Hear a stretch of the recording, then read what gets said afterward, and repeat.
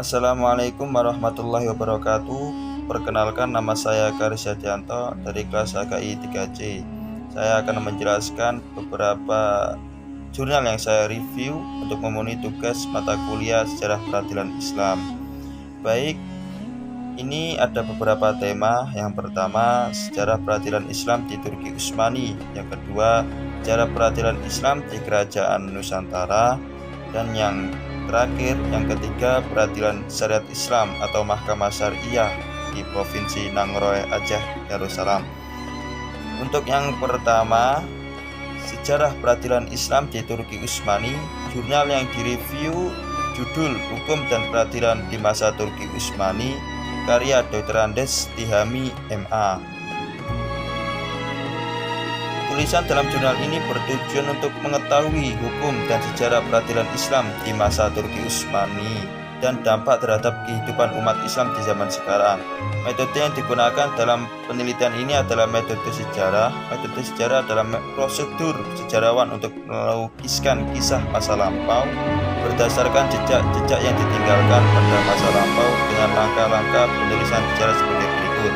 Yang pertama, heuristik; kedua, kritik; ketiga, interpretasi; keempat, historiografi. Hukum Islam pada masa Turki dilihat dari perkembangan sejarahnya adalah berada pada fase taklid dengan memperlihatkan keberlakuan fikih mazhab Hanafi sebagai yang tertuang dalam sebagian hukum materialnya. Gambaran hukum dan peradilan Islam pada masa Turki Utsmani dibagi ke dalam dua periode sebelum Tanzimat dan periode setelah Tanzimat. Hukum pada masa sebelum Tanzimat adalah hukum Islam untuk semua golongan masyarakat yang tidak beragama Islam sekalipun. Pada masa ini peranan mufti sangat penting bagi kerajaan. Hukum Turki sesudah diterapkannya Piagam Gulhen dan Humayun yang menandai lahirnya masa Tanzimat tidak lagi sepenuhnya hukum Islam, melainkan juga hukum yang diadopsi dari Eropa. Dinamika setelah Tanzimat, Turki tergiring menjadi negara sekuler dan nampak sepenuhnya setelah penghapusan khilafah. 2. Sejarah Peradilan Islam di Nusantara. Judul Sejarah Peradilan Islam di Nusantara pada masa Kesultanan Prakolonial, karya Ismanto dan Suparman.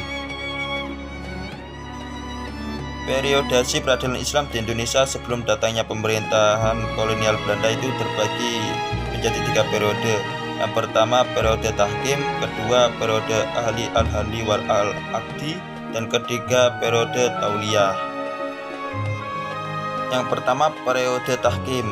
Pada masa awal Islam datang ke Nusantara, komunitas Islam sangat sedikit dan masih belum mengetahui tentang hal-hal yang berhubungan dengan Islam.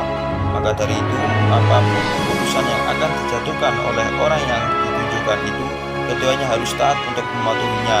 Cara seperti ini yang disebut dengan tahkim. Yang kedua, periode ahli al-hali wa al-aqdi. Setelah kelompok-kelompok masyarakat Islam terbentuk dan mampu mengatur tata kehidupan sendiri, pelaksanaan kekuasaan kehakiman dilaksanakan dengan cara mengangkat ahli al-hali wa al-aqdi, yaitu orang yang terpercaya dan luas pengetahuannya, untuk menjadi sesepuh masyarakat. Kemudian ahli al-hali wa al-aqdi akan mengangkat para hakim untuk menyelesaikan segala sengketa yang ada di masyarakat. Periode ketiga yaitu periode tauliyah. Setelah terbentuknya kerajaan-kerajaan Islam di Indonesia, pengangkatan hakim dilaksanakan dengan cara tauliyah dari imam atau pelimpahan-pelimpahan wewenang dari sultan selaku kepala negara. Kepala negara selaku wali al-amri mempunyai wewenang mengangkat orang-orang yang telah memenuhi syarat tertentu untuk menjadi hakim di wilayah kerajaan yang ditentukan oleh kepala negara atau sultan tersebut. Kajian ini difokuskan pada beberapa aspek sejarah awal mula pembentukan peradilan. Tujuan penelitian ini adalah sebagai literasi untuk kalangan muda agar tahu akar-akar sejarah terbentuknya peradilan pada masa kesultanan. Dengan menggunakan metode sejarah filosofis, analisis kontekstual, hasil penelitian ini menunjukkan bahwa akar sejarah tidak lepas dari peran ulama Islam hingga berdirinya kerajaan-kerajaan di wilayah Nusantara, dan dengan pengesahan hukum Islam dalam bentuk undang-undang yang diadopsi dari kitab-kitab karangan para ulama. Yang ketiga, Peradilan Syariat Islam Mahkamah Syariah Provinsi Nanggroe Aceh Darussalam. Judul Problematika Yuridis Legislasi Syariat Islam di Provinsi Nanggroe Aceh Darussalam.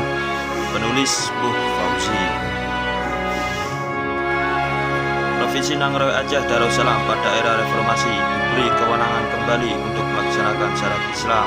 Kewenangan ini dilandaskan pada payung hukum berupa Undang-Undang Nomor 24 Tahun 1999 tentang Keistimewaan Aceh, Undang-Undang Nomor 18 Tahun 2001 tentang Otonomi Khusus bagi Provinsi Daerah Istimewa Aceh Darussalam, dan Undang Nomor 11 Tahun 2006 tentang Pemerintahan Aceh. Payung hukum tersebut kemudian ditindaklanjuti dengan pembuatan perda atau konun pada tingkat provinsi. Namun legislasi pelaksanaan syariat Islam di Provinsi Nanggroe Aceh Darussalam mengandung problematika yuridis. Penentuan bentuk sanksi berupa cambuk dan kategori sanksi berupa penjara 1 atau 2 tahun bertentangan dengan peraturan yang lebih tinggi. Demikian juga kompetensi Mahkamah Syariah khususnya dalam menangani perkara pidana masih kabur dan terjadi benturan dengan kompetensi pengadilan negeri. Baik, apabila ada kekurangan dan salah kata dari saya memohon maaf yang sebesar-besarnya. Assalamualaikum warahmatullahi wabarakatuh.